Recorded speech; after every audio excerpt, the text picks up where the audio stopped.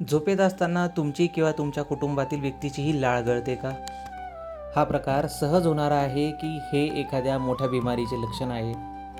आपल्या नकळत असे होते किंवा आपल्या जीवनामध्ये एखाद्या मोठ्या धोक्याचे हे संकेत आहे?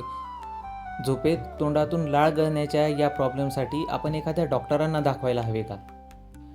या समस्येच्या अनेक प्रश्नांविषयी आजच्या आपल्या या व्हिडिओमध्ये आपण जाणून घेणार आहोत. तर मित्रांनो, स्वागत आहे आपल्या सगळ्यांचेच आमच्या चॅनल पूजा आस्थावर. झोपेत तोंडातून लाळ गळणे ही समस्या बऱ्याच लोकांना जाणवते. ही एक समस्या समजून अनेक लोक याकडे सहज दुर्लक्ष करतात, पण त्याकडे नेहमीच दुर्लक्ष करणे योग्य नाही. कधीकधी जेव्हा तुम्ही गाढ झोपेत असता तेव्हा नकळतच तोंडातून लाळ गळू लागते. आपल्या लक्षातही येत नाही. त्यावेळेस आपल्या तोंडावर, ओठांवर किंवा चेहऱ्याच्या भागावरून लाळ उशीवर येते. तेव्हा तुम्ही झोपेतून जागे होता तेव्हा उशीवर थोडा ओलावा असल्याचे आपल्याला जाणवते. अनेकदा हे का होते हे आपल्याला समजतही नाही, आपल्या लक्षात येत नाही आणि आपण दिवसा या गोष्टीकडे लक्षसुद्धा देत नाही. अशा वेळी काहींना प्रश्न पडतो की झोपेत लाळ गळणे हे एखाद्या आजाराचे तर लक्षण नाही ना? बहुतेक या प्रकारांमध्ये हे सामान्य मानले जात असले तरी त्याकडे नेहमीच दुर्लक्ष करू नये, कारण ही समस्या कधी मोठ्या आजाराचे लक्षण ठरेल हे सांगता येत नाही. तर मित्रांनो, स्वागत आहे आपल्या सगळ्यांचेच आमच्या चॅनल पूजा आस्थावर. आजच्या या व्हिडिओमध्ये आपण जो विषय हाताळत आहोत तो आपणास आवडल्यास कमेंटमध्ये आम्हाला सांगा आणि कुठल्या विषयावर आपल्याला व्हिडिओ बनवून पाहिजे ते सुद्धा कमेंटमध्ये सांगा आणि व्हिडिओला जास्तीत जास्त लाईक करा. झोपेत लाळ गळणे हे सामान्य आहे का?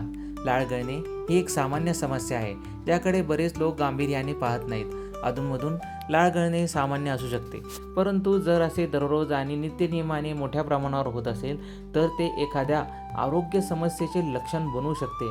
त्यासाठी वेळीच आपल्याला आपल्या जवळच्या किंवा खात्रीच्या योग्य डॉक्टरला दाखवणे आवश्यक आहे. सायनस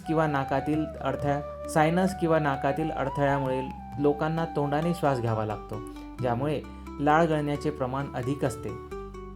ॲलर्जी, घशाचा संसर्ग, ॲसिड रिफ्लेक्स, टॉन्सिल्सच्या समस्या किंवा झोपेचे विकार यामुळे असे होऊ शकते. काही प्रकरणांमध्ये याचा संबंध पार्किन्सन्स रोग किंवा स्ट्रोकसारख्या मज्जासंस्थेच्या विकारांशी देखील असू शकतो. वेगवेगळ्या प्रयोगांअंती वेगवेगळे याची कारणे सांगण्यात आलेली आहे. तरीही आपण कुठलेही ठोस कारण स्वतः समजून घेऊन दवाखान्यात न जाणे हे चुकीचे राहील. त्यामुळे आरोग्य तज्ज्ञांना आपण यासाठी भेट घेऊ शकता आणि त्यांच्याकडून समजून घेऊ शकता. झोपेत लाळ गळणे या गोष्टी सामान्य आहे.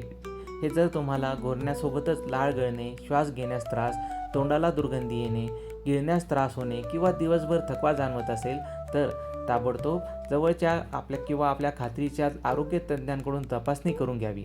ही समस्या टाळण्यासाठी झोपण्याची स्थिती बदलणे किंवा त्यामध्ये अंशतः बदल करणे हे महत्त्वाचे आहे. पुरेसे पाणी पिणे, नाक स्वच्छ ठेवणे किंवा सायनस असल्यास वेळोवेळी त्याचे उपचार करणे, झोपेच्या चांगल्या सवयी लावणे हे आपल्याला फायदेशीर ठरू शकते. जर ही समस्या दीर्घकाळापासून टिकून राहिली असेल तर याकडे दुर्लक्ष करून चालणार नाही. आपल्याला या समस्येसाठी नक्कीच आपल्या आरोग्य तज्ज्ञांना किंवा डॉक्टरांना दाखवावे लागेल. व्हिडिओ आवडल्यास व्हिडिओला लाईक करा आणि आपल्या मित्रपरिवारासोबत शेअरसुद्धा करा, म्हणजे त्यांना आमचे येणारे नवनवीन माहितीपूर्ण आणि महत्त्वपूर्ण व्हिडिओंचे नोटिफिकेशन्स मिळत राहील. आणि हा व्हिडिओ आपल्या मित्रपरिवारासोबत शेअरसुद्धा करा. श्री स्वामी समर्थ. हर हर महादेव.